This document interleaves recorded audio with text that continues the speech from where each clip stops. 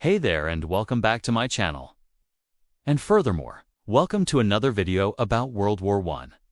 Now we've talked a lot about the causes of the war, how Europe got involved, but I haven't yet told you how America got involved. So let's get started. Now, if you're like me, when you think of World War I, you probably picture doughboys wading through knee-deep water on their way to fight in some muddy trench somewhere in Europe. And that image is accurate because starting in 1917, the United States did indeed fight in Europe. But that was not the only place where the United States was fighting during World War I, you see. From the beginning of the war until 1917, the U.S. remained neutral. However, neutrality was becoming increasingly difficult for the enemy of the United States as more and more Americans were getting involved in the conflict. More and more Americans were migrating to Europe to fight for their countries of origin. For example, over 200,000 African American men left the South and joined the French Foreign Legion. And that was just one example. There were many others. By 1916, most Americans wanted to remain neutral. But many Americans began to feel the pressure to join the war effort. And part of the reason why they felt that pressure is because German U-boats or submarines began to sink ships carrying supplies to Europe. For example, in 1915, a German submarine sank the Lusitania and about 128 Americans died. And then, in 1916, a German submarine sank the Sussex and 3 more Americans died. This created an anti-German sentiment in the U.S., but it wasn't enough to get the U.S. into the war. In order to understand what caused the United States to finally enter the war, you need to look at this tiny piece of land in the North Atlantic Ocean, this speck of dirt right here called the island of Newfoundland. In early 1917, British intelligence intercepted a telegram sent from the German government to the Mexican government, and it basically said this: "If you declare war on the United States, we will help you get back all of the territory you lost in the Mexican-American War." This included Texas, New Mexico, and Arizona. This was known as the Zimmerman Telegram, and it infuriated the American public and politicians, and pretty much guaranteed that the United States would declare war on Germany. On April 2, 1917, the U.S. Congress declared war on Germany, and President Woodrow Wilson addressed the American people to explain why the United States had entered the war. And he basically boiled it down to 2 reasons. No. 1. Germany's unrestricted submarine warfare in the Atlantic Ocean, which was hurting American businesses and sinking American ships. And no. 2. The Zimmerman Telegram. So now that the U.S. was at war with Germany, the question became, how could the U.S. help the Allies win the war? Well, first off, the United States needed to mobilize its army. And this was not easy because at the start of the war, the U.S. only had about 200,000 soldiers in its entire army. And so in order to get ready for war, the United States did something called a draft. It was officially called the Selective Service Act, and it required men between the ages of 21 and 32 register for the military. By the end of the draft, over 4 million American men had been called to service. The United States also made a lot of changes at home in order to support the troops overseas. For example, the government created the Committee on Public Information to promote the war effort and encourage people to buy war bonds. It also encouraged people at home to conserve food, especially wheat, meat, and fat. This was part of something called the Food Administration, and it was headed by this woman, Mrs. Hoover, who later became the First Lady. And lastly, the government encouraged women to join the workforce because so many men were leaving to go fight in the war.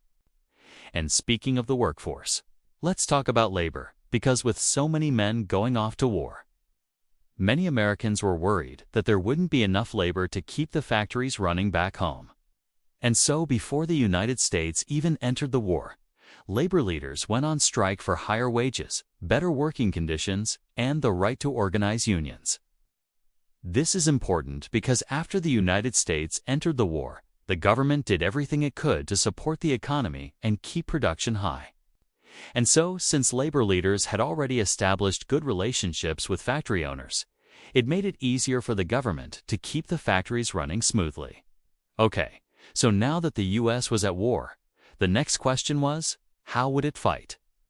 Well, the U.S. did not have a large standing army, nor did it have a tradition of military service. And so the president turned to this guy, General John J. Pershing, to lead the American forces. Pershing had extensive experience in the army, having fought in the Spanish-American War and the Philippine-American War. But in order to get his troops to Europe, he had to wait. Why? Well, the U.S. didn't have a navy big enough to transport all of those troops across the Atlantic. But in June of 1917, the first American troops arrived in France. They were called the American Expeditionary Forces, or the AEF. And you might be wondering, what did these troops do once they got there? Well, they wasted no time jumping into action. In fact, in September of 1917, a group of about 2,000 African American troops landed in France, and they were immediately sent to the front lines. And this was a big deal because these men faced incredible racism and prejudice. Not from the French, but from their own commanders. For example, at one point, American commanders told the black troops that if they showed any fear or retreated, they would be executed on the spot. Luckily, they did not retreat, and they proved that African Americans were just as brave as any other American soldier. But let's talk about the real doughboys now, because they arrived in Europe in the spring of 1918, and their job was to stop the Germans from taking over Paris. See, up until this point, the French had been fighting the Germans all by themselves, and they were exhausted.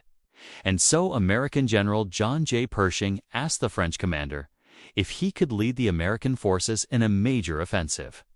And the French commander said yes, and he pointed his finger right here on this map.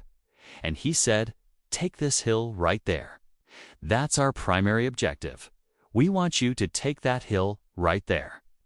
And so General Pershing spent weeks training his troops and preparing for the battle. But when the troops finally went into action, it was a complete disaster. The American troops suffered heavy casualties, and they did not take the hill. And this was a big blow to American morale. But General Pershing kept training his troops, and he eventually launched a new offensive. And this time, it was a success. From September to November of 1918, American forces, along with British and French troops, pushed the Germans back all the way to the North Sea. This was called the Meuse-Argonne Offensive. It was the largest offensive of the war. And by the end of it, American morale was very high. But even though American troops were doing well, Germany was collapsing on all fronts. On November 11, 1918, Germany signed an armistice, ending the war. And so that begs the question, how did the U.S. help bring Germany to the negotiating table? Well, simply put, the U.S. supplied the manpower to help the Allies win the war. You see, when the U.S. entered the war, Germany was winning almost every battle. But once the fresh American troops arrived, the tides began to turn. But another thing that helped turn the tide was simply the size of the U.S. The U.S. population at the time was about 100 million people, and that was nearly 5 times larger than Germany's population. And so the U.S. could afford to lose many more soldiers than the Germans could. And that meant that the U.S. could fight for a longer period of time without being exhausted. In fact, by the end of the war, the U.S. had sent nearly 2 million troops to Europe, and only about 116,000 of them had come home. And that brings us to an important turning point in world history. At the Paris Peace Conference, President Woodrow Wilson presented his plan for world peace, and it was called the 14 Points. Basically, it was a list of guidelines to help create a new world order. Some of his points included creating the League of Nations to promote democracy and prevent future wars. He also called for open trade among nations and an end to secret treaties and alliances. And lastly, he wanted to reduce military budgets and promote self-determination among nations. And you might be wondering, did he succeed? Well, yes and no.